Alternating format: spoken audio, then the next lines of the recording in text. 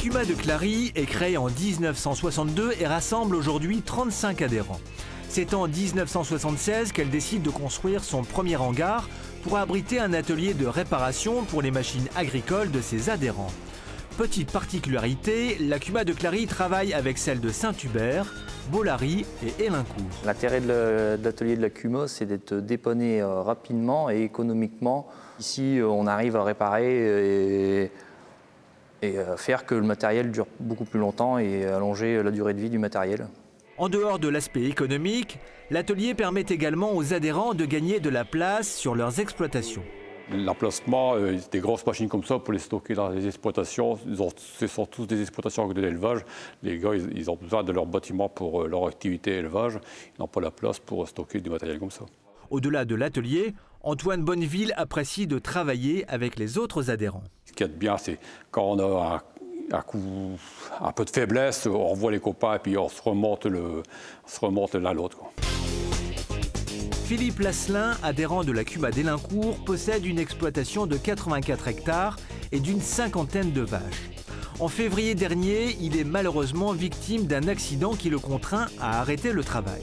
J'étais en train de désherber et j'ai eu un souci au pulvérisateur, donc je suis descendu vite fait et j'ai pas serré le frein à main du tracteur et j'ai glissé en tombant du tracteur et la roue m'est passée dessus.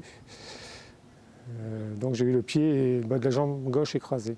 Rapidement, les autres membres de la CUMA d'Élincourt lui proposent de l'aider et sans contrepartie.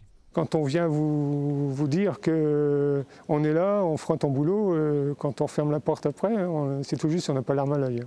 Dans l'organisation de la CUMA, ça ne nous gêne pas vu qu'on se rend énormément de services les uns les autres. Ça se fait naturellement. On a une banque du travail, c'est-à-dire qu'on marque nos heures et on se les répercute les uns les autres. Mais en cas de coup dur, non, on ne demande rien. Thierry Baillet est président de la CUMA de la Verlossoise, créée en 1992 et qui compte aujourd'hui 27 adhérents. La coopérative regroupe des agriculteurs de l'ancienne et de la jeune génération. Un mélange qui produit de la richesse. On a l'expérience de certaines personnes plus âgées sur certains sujets qui nous permet de réfléchir sur le travail du sol parfois, reprendre des bases qui peuvent être intéressantes. Et à l'inverse, les jeunes sont parfois plus orientés sur des techniques nouvelles. Je pense au bas volume qui a été développé un peu dans la CUMA, où le fait d'être à plusieurs nous a apporté un entrain. Et donc c'est vrai que l'expérience de l'un est toujours profitable à l'autre. Dernier projet en date de la CUMA de la Verlossoise, la construction d'un hangar dont les adhérents attendent beaucoup. On espère déjà une bien meilleure organisation au niveau du suivi du matériel, au niveau de l'entretien, avoir moins de dispersion donc, pour aller chercher un matériel qui est chez un adhérent, chez un autre, éventuellement pouvoir faire des économies d'échelle par rapport au temps, même par rapport éventuellement un jour au matériel. Lorsqu'on arrive à bien s'organiser, on arrive à gagner éventuellement sur les volumes d'achat de matériel, un tracteur en moins, pourquoi pas.